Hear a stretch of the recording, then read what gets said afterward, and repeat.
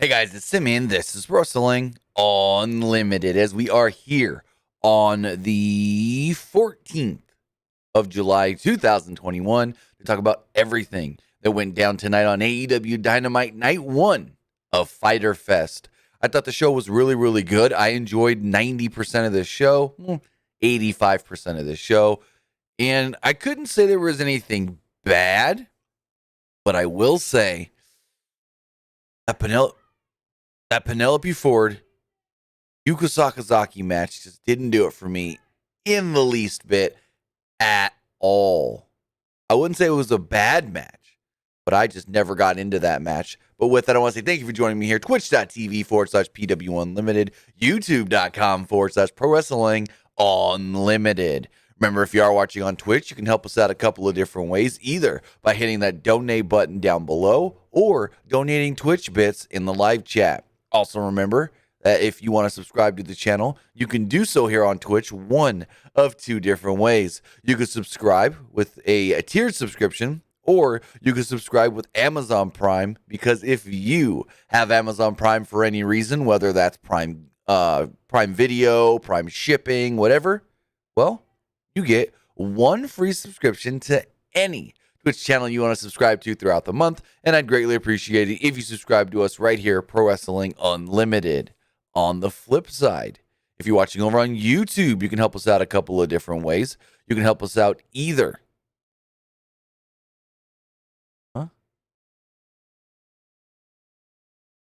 Okay, I'm going to read that comment in a minute. If you're watching on YouTube, you can help us out a couple of different ways. In the live chat, you can help us out with a super chat or a super sticker donation. All super chats do get read live on the air. Also, remember, you can help us out by subscribing to the channel as a channel member. Channel members get early access to news, early access to non-news videos, early access to podcasts, and so much more. But the most direct way to support us is by heading over to Pro Wrestling Unlimited's Patreon account, patreon.com/PW Unlimited. Now, Brian Lazaro, what the hell are you talking about? Thoughts on new TNT title look? Does it change when a new person holds it? Did I miss something? Did Miro get a new belt? Hold on.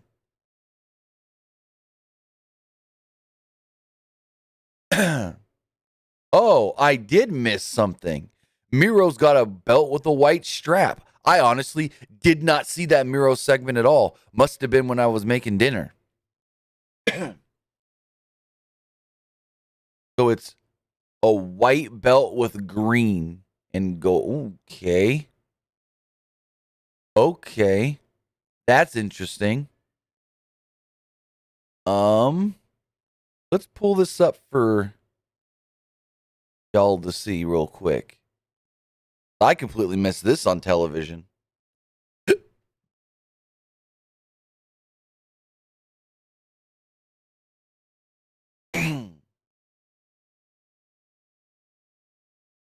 Boom. A white strapped TNT title. The little deal here is green, and then the rest of it's the same as before. Very interesting. Why change it? Who the fuck knows? I mean, it's all right. I wouldn't say it's a great move or anything. I liked it on red, to be honest, and we know why it's not on red anymore.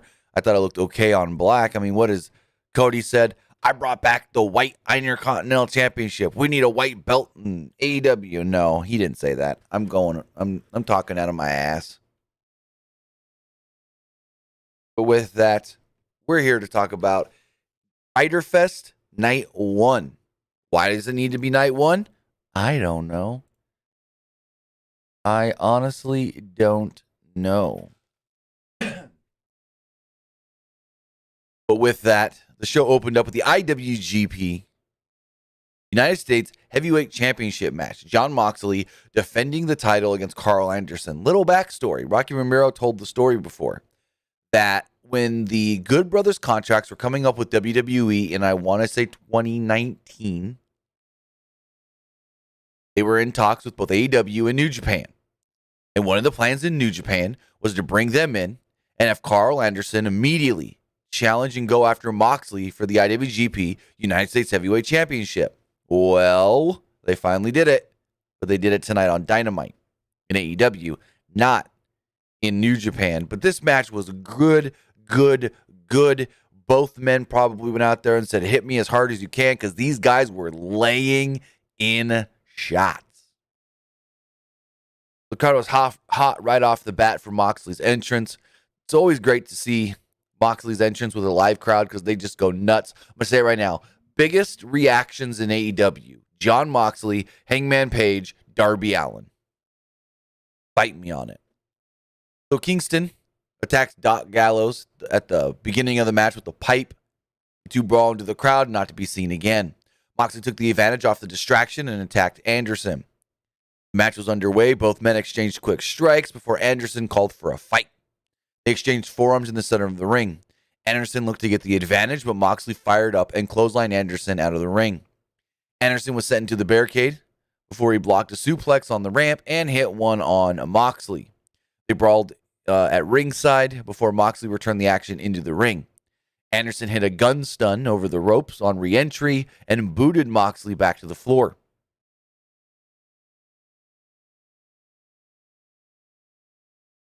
The two are fighting.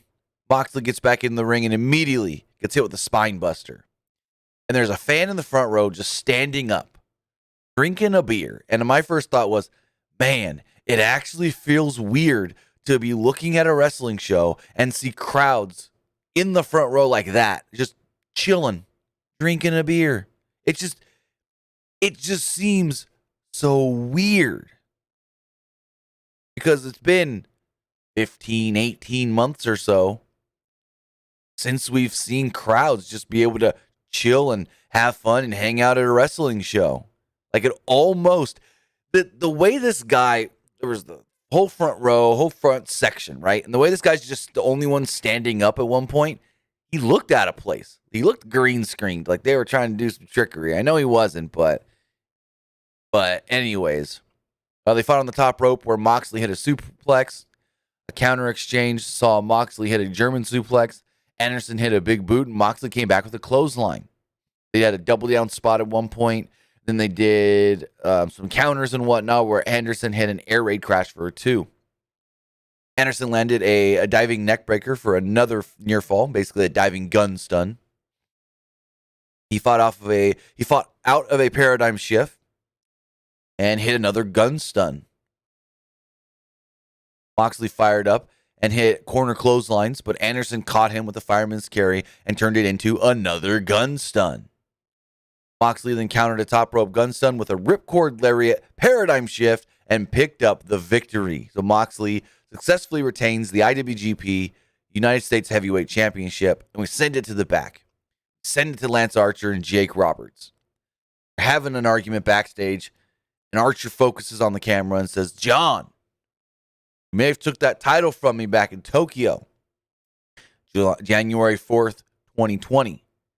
But now, I'm here to say that I want my title back. It was apropos that our first match where you took the title was a Texas death match. Well, next week in Dallas, I'm challenging you for the IWGP United States Heavyweight Championship in another Texas death match." So, the match was made official. We are going to get this Texas death match next week between Jon Moxley and Lance Archer. Cincinnati says, what about Jungle Boy and Jericho? They get a big reaction? Yeah, they get a big reaction, but I don't think their reactions are big or as big as Hangman, Moxley, or Darby. Honestly, out of the three, it's tough to say, but I think Hangman might get the biggest reaction of anybody in AEW. Going forward, Andrade cut a promo basically saying, "Where's the death triangle? I want the death triangle." And Alex Abrahantes was like, "Dude, you're looking for them?" And he's just like, "I want the death triangle," and then walks away. And for some reason, he had their logo on a tablet and showed it briefly, kinda. This was dumb, weird. Like, okay, Andrade versus Penta, Andrade versus Pac, Andrade versus Phoenix, all possibly great matches. Am I as excited as I would have been 2 weeks ago? No, because last week I saw WWE Andrade. I didn't see Mexico Andrade in that match with Matt Sydal. Oh, no, I didn't. I fucking saw the Andrade from WWE who goes, "Oh, I'm in WWE. I can phone it in." I'm going to say right now, half of that match last week with Matt Sydal was him phoning it in and Matt Sydal carrying that match to being a good match. So am I excited to see Andrade versus Penta? Am I excited to see Andrade versus Phoenix? Am I excited to possibly see Andrade versus Pac? Not really, because I was very underwhelmed with Andrade last week.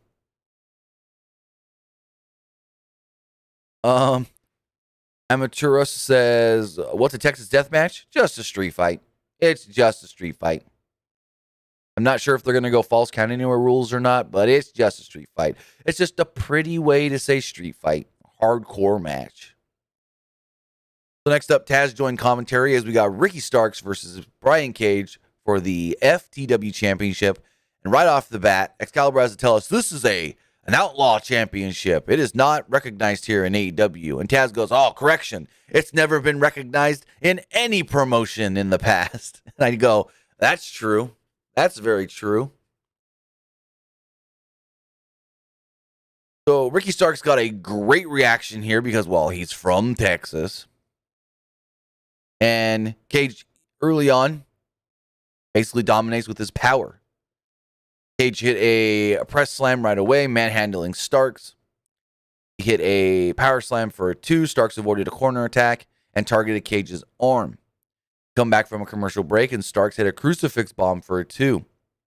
Starks rolls to the floor and grabs the title belt, but Cage booted him and drove Starks shoulder first into the apron. Starks used some evasive maneuvers to hit a clothesline. Back in the ring, Cage fought out of a rear naked choke and hit an inside-out suplex, but Starks got his feet on the ropes on the break. Cage then countered a swinging DDT. He hit a thrust kick. He went to hit the inside-out suplex, but Starks countered it into a sit-out powerbomb for a great near fall. Yeah, Ricky Starks powerbomb Cage. Starks was about to use the FTW belt, but Powerhouse Hobbs stopped him from doing so. Cage took advantage of the distraction and hit an F5 from a near fall. Hook would then distract the referee. Hobbs would then hit Cage with the belt, and Starks would hit him with a spear to defeat him and become the new FTW champion. Taz was elated on commentary, ran down to celebrate with his boys. So yeah, Brian Cage no longer in Team Taz, it seems. No longer with the group. And this was eventually going to come. But now you got to change up Cage's music a little bit. Because at the beginning of the music, it's Taz saying, who better than Cage? The House of Taz or something like that. So we'll see where this goes. He's going to feud with I assume Brian Cage is now a babyface. And he's gonna feud with Team Taz. I assume that's the route we're going here for a bit. Next up, Cody Rhodes comes out. He walks out to the commentary table and grabs the headset and starts just jammering on about Malachi Black. He said Black could have just called. But no, he had to go out there and kick a 62-year-old man in the face to get his point across. And that's not what we do here. He eventually said, I don't think I am getting my point across. Give me a microphone. Somebody bring me a microphone. Grabs the mic and walks down to the ring. He jumps in the ring, goes, Tommy End, Malachi Black, whatever you want to be called. Let's fight. Let's do this. And here we go. Fucking Black from his closet appears on the screen. Yes, from the closet. The closet is back. The closet has followed him to AEW, or he's found his own new closet in AEW. The fuck? Black said that when he looked Cody and Arn in the eyes last week, it just wasn't there. Cody fired up and demanded that Black come down to the ring and fight him as the lights go out. Well, actually, Black, for that, got a huge pop when he showed up on the screen. And he told a story about a man killing a horse because it was crippled. Basically saying that when your time has come, it's time to take you out. Maybe that's what he's talking about Arn. But the lights would go out, come back on, and boom, Black is in the ring, face to face with Cody. Black, Malachi Black in all black, Cody Rhodes in all white. It's God versus the devil, as some were saying on Twitter. They brawled, officials broke them up, and we got loud, let them fight chants. In the back, Tully Blanchard would ask about his cheap shot with Conan, and the fucking heel has, what's the word I'm looking for? The heel's in the right here. I'm just gonna say. I don't know why I can't think of the word I'm thinking of. But the heel is in the right when he goes, cheap shot. Conan's the one that jumped in the ring with the loaded sock and attacked my boys with the blackjack.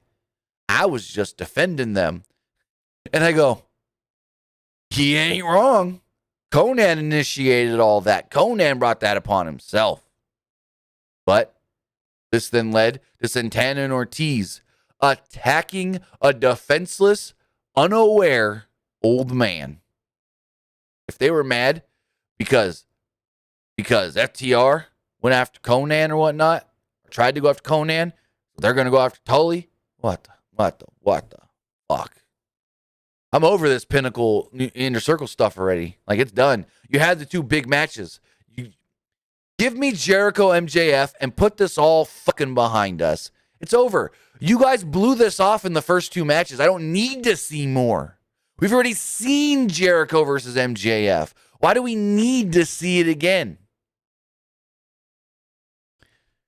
Next up, Hangman Page comes out to speak.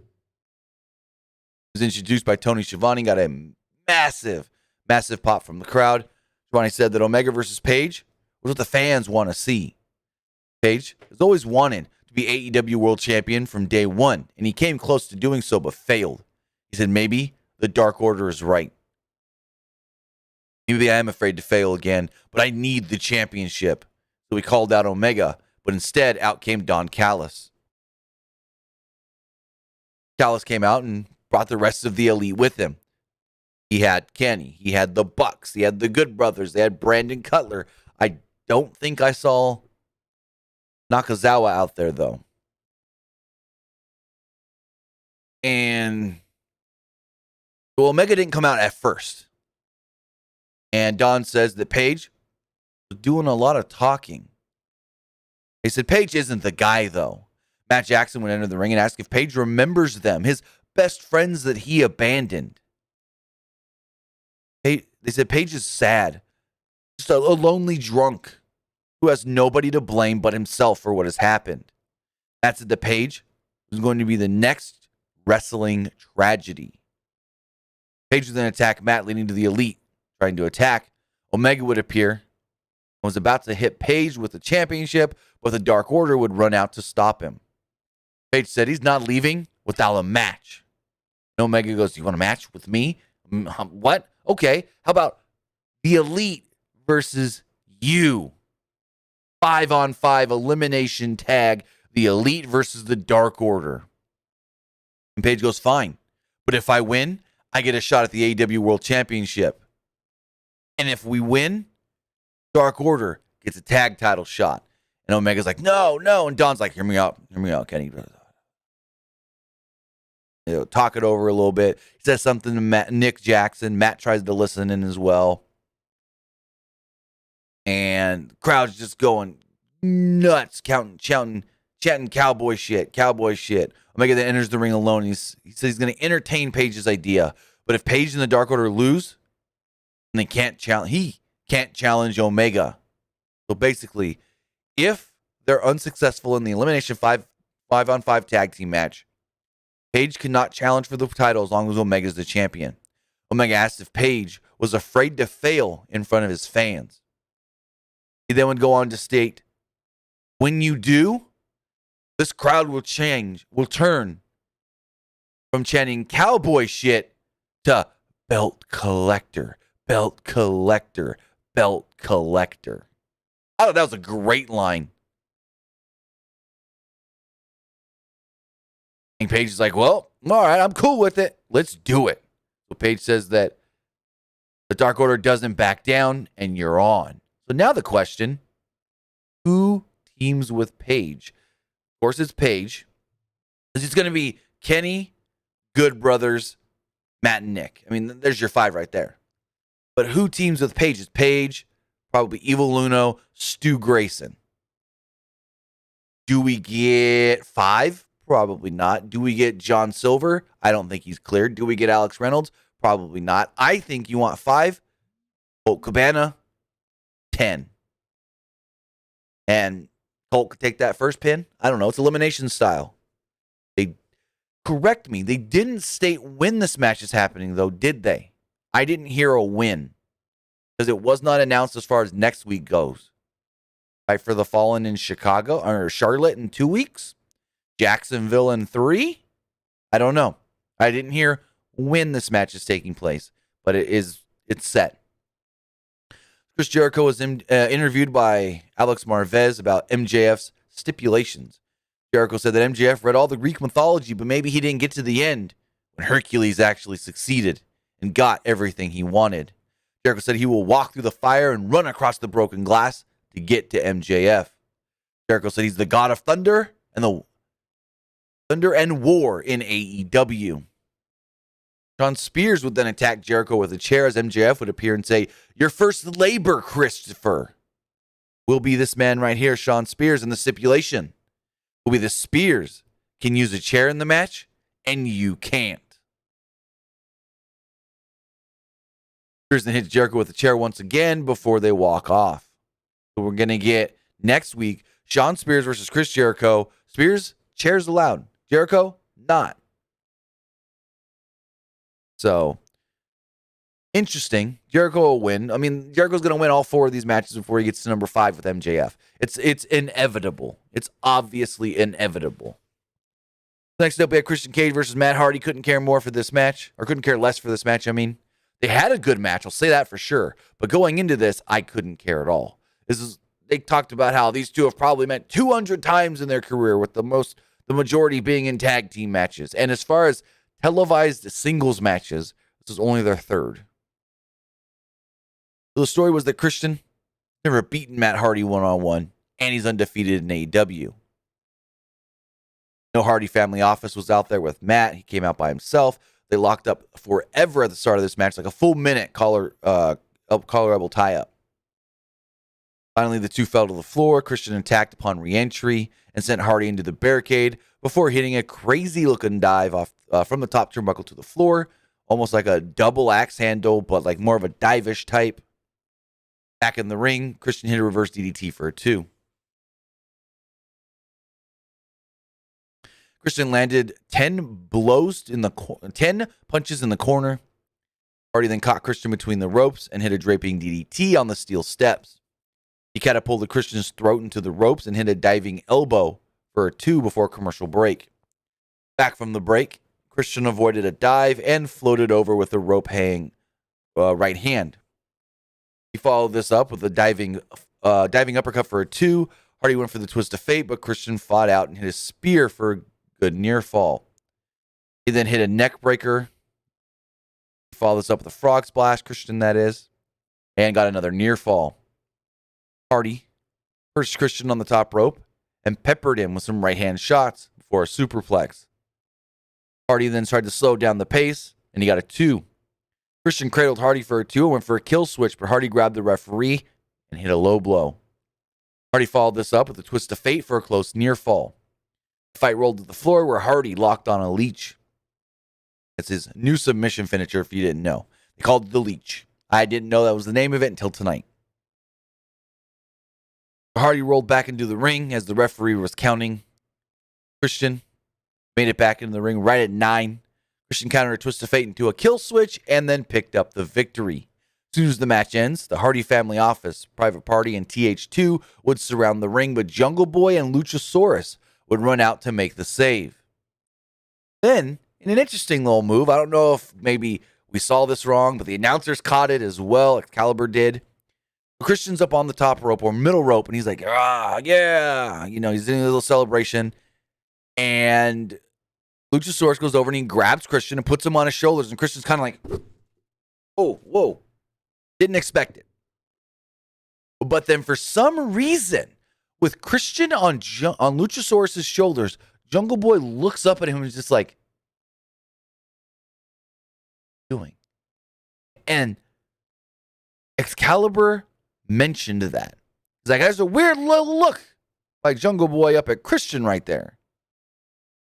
I wonder if that's leading to something. I doubt Jungle Boy's going heel, but what could that be leading to unless it's just we're looking too much into it and even Excalibur looked too much into it? Because when it happened, when Christian was first grabbed by Luchasaurus and put on his shoulder, you can tell Christian wasn't expecting it. Because he grabs Christian and Christian's like he didn't expect it. Like, oh, let me get my balance. And then Jungle Boy with the look up and the stare kind of like, was weird, very weird. I do want to say thank you to Jack Dawson for the super sticker donation. Really do appreciate that. Next up, Britt Baker came out. I loved it. They kept this short and sweet and to the point, and it was phenomenal. Tony Schiavone comes out and basically says it's his favorite time of the show. He's introducing Dr. Britt Baker, DMD. He said everyone was concerned about her well-being. Baker said, don't worry about me. I've gone through multiple tables, chairs, thumbtacks, ladders. It doesn't matter. Because I'm the world champion. She's dealt with a lot and came out the baddest bitch on the block. So what's daunting is trying to keep Nyla Rose relevant. Rose has beaten Baker, yes. But Baker is in a league of her own. Nyla may be at the top of the food chain, but I'm a special order menu item. He would then go on to state that Vicky Guerrero, I hope you're watching me. I'm going to tell you this right now. You're only relevant. You got a last name that'll keep you relevant or something like that. And they keep cutting back to Vicky and Nyla watching. And basically she says, Nyla knows that she needs this title to be relevant. But even without the title, I am still Dr. Britt Baker, DMD. Well, no shit, you're still the doctor without the belt because you got the degree and you're a real doctor. Cut to the back and Vicky just starts screaming about something. About relevancy, I think it was. Something about without the championship, Baker's not the hottest thing in wrestling. I don't even know. I don't even know exactly what she says. She says something about I'm going to take this thing and I'm going to shove it right up Britt Baker's ass. And Nyla's just like, next week, I'm going to take that belt from you. I don't know what the fuck they said. John Moxley cuts a promo responding to Lance Archer. He said, one does not beat Lance Archer. One simply survives Lance Archer. Moxley isn't the hunted. He's the hunter. That if Archer wants part 2 for their Texas death match, then he can have it. Because not only is Archer Texas born and Texas bred, but he's also going to be Texas dead. I love that line. That was great. This match is going to be... I'm excited. Because their match in Tokyo Dome 2020 was good. And Lance Archer's only gotten better since coming to AEW. So, boy, howdy, I'm excited. This is going to be fun.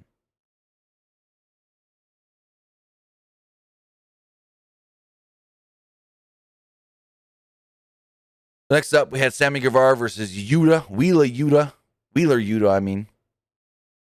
Yuta used the Best Friends music. He's considered the prodigy of the Best Friends. Blade and Bunny were shown watching from front row because they're still doing their thing with the Best Friends. Guevara got a huge reaction because he's from Houston and they're near Houston, Cedar Park, Texas. Guevara used some acrobatics to hit a drop kick early on. He feinted on a springboard dive and posed in the ring as Yuta rolled to the floor. He performed some chain wrestling sequences and Guevara missed 2 moonsaults before hitting a running shooting star press for a 2. Yuta fought back with a hammer throw and a step-up drop kick. Guevara hit a forearm smash, but Yuta came back with a German suplex. Yuta followed this up with a diving splash, but then Yuta kicked out a 1. They exchanged some strikes and stuff until Guevara hit a corner spear.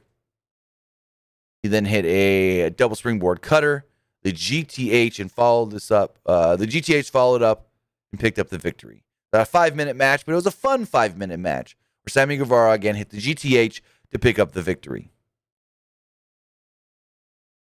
In the back, QT Marshall and the Factory were being interviewed by Tony Schiavone.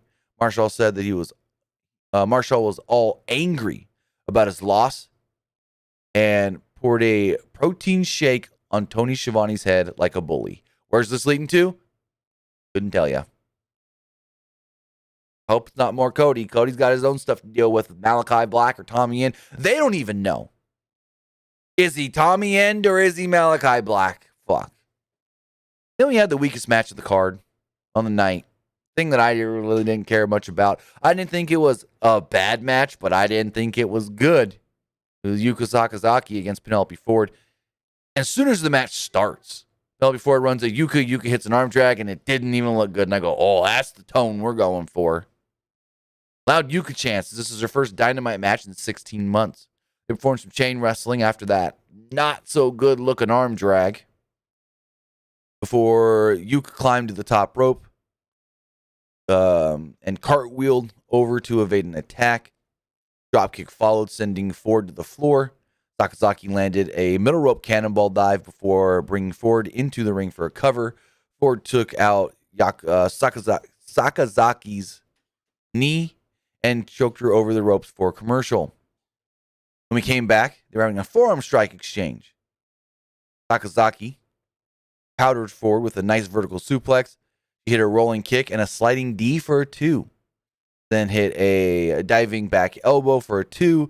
Ford fought out of a suplex and hit a pump kick for a 2 of her own. Sakazaki then came off the top rope, springboarded off the ropes with the magical merry-go-round. Oh, no, she hit the magical merry-go-round and then springboarded with a magical girl splash that she almost slipped off the ropes doing. And Yuka Sakazaki does pick up the victory. Also, weirdly enough, during this match, Excalibur mentions how Penelope's out here alone without Kip Sabian, and that, well, wrestling weddings don't always go as planned. They didn't get a divorce. Kip's just not there because he's injured. Kip had surgery, so he's not traveling. They made it sound like these two are having marital problems. The fuck? We get the lineup for next week's AEW Dynamite Fyter Fest Night 2. The AEW Women's World Championship on the line. Britt Baker will be defending against Nyla Rose. With the IWGP United States Heavyweight Championship on the line in a Texas death match, Jon Moxley will be defending against Lance Archer. Chris Jericho will be taking on Shawn Spears, where Spears is allowed to use a chair, Jericho is not. And finally was also announced, as they said, just made by the AEW General Manager Tony Khan. Orange Cassidy will be going one-on-one with the Blade. The AEW General Manager Tony Khan. Okay. Like, they've been calling him that on social media for a while, but whatever. Whatever. He doesn't want to be a character. Video package played, hyping up the debut of Rampage. And then out comes the coffin match. Fun match. Darby Allin, as soon as he gets in the ring, he attacks Ethan Page, who's waiting in the corner. He hits him with a couple back shots and reveals, well, I hate you with my back. I'm wearing a steel plate on my back. He then hits a springboard coffin drop, good measure. Allin then landed a big-time dive through the ropes where they both crash into the, well, no. Darby hits Page with the dive, smacks the floor hard. Page bumps into the barricade, which knocks about 3 people over in the front row, and one guy's beer goes everywhere. I don't know if his beer was just sitting there because he put it down, or if it was in his hand and he dropped it, but a guy spills his beer on the floor. Scorpio Sky then runs down, attacks Darby from behind, so out comes Sting, who attacks Scorpio Sky. The two fight in the crowd for a moment. Scorpio gets dumped on a barricade, and then that's it. They just disappear. And I go, oh, where did we see this before? Oh, yeah, last week. When fucking Dustin chased Aaron Solo off into the crowd. Was that the new thing in AEW? Because we saw at the beginning of the fucking show, too. Is that their new thing? When someone tries to interfere, then a friend comes out and chases that person off into the crowd? Here's another thing I didn't like.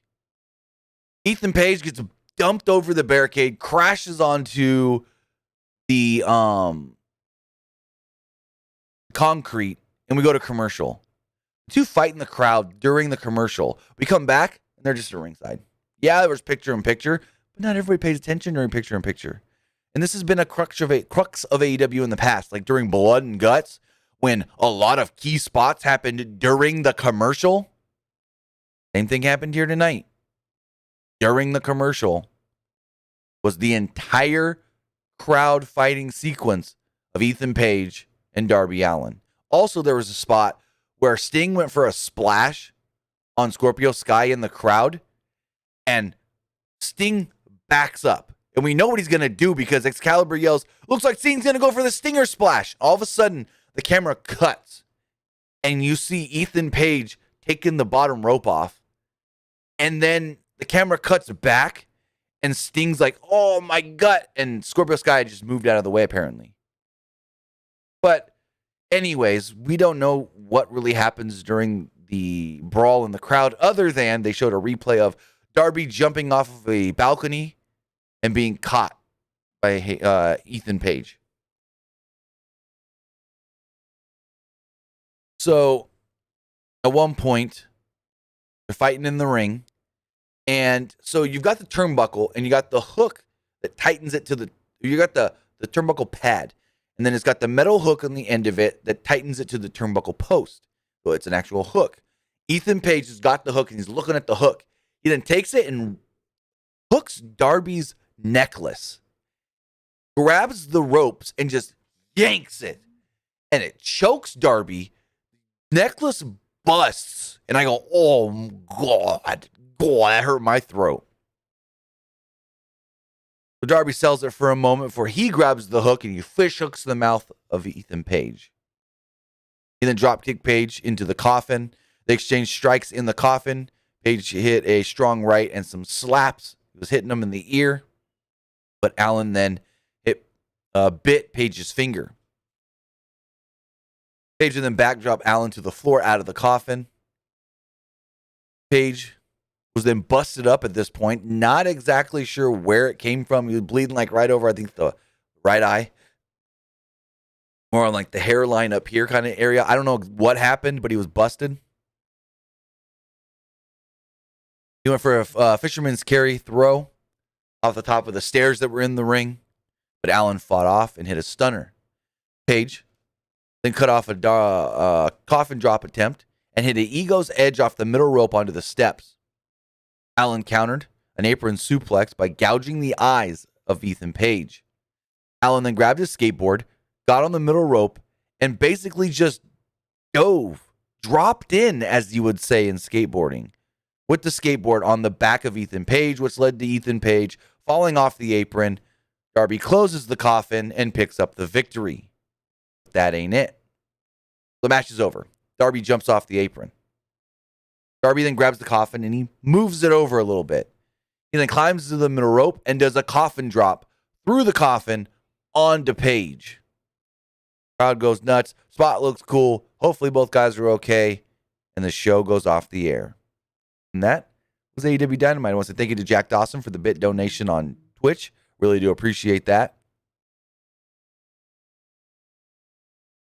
But with that, guys, that was AEW Dynamite Fyter Fest Night 1. Remember, if you want to be part of tonight's show, you can do so by texting in to 510-906-1341. Again, that number is 510-906-1341. Before we check the text messages, though, I want to check the polls. As far as the Twitch poll does go, 100% of you liked tonight's AEW Dynamite. Wow. As far as the YouTube poll does go, a little bit different. 69% of you liked tonight's show. 21% thought it was just all right. And 10% did not like it. As far as the text messages here, person says, "What an amazing Dynamite. What a moment. Were you shocked in? Were you shocked in and all? What were you shocked in? Also, how do you feel about Hangman's challenge with the Dark Order? I think it'll be fun. The 10-man tag. But was I shocked about what? Shocked in what? Like, huh?" Or says, "Who do you think will dethrone Moxley for the championship? Somebody in Japan, probably. I think they're going to wait." Or says, "You see the Varsity Blondes winning the AEW World Tag Team titles anytime soon?" Not anytime soon. No. Or says, "You see Penelope Ford being a future women's champion?" Too hard to tell. Probably not. I mean, No.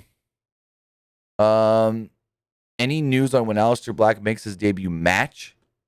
I think they drag this all out for Black and Cody at All Out.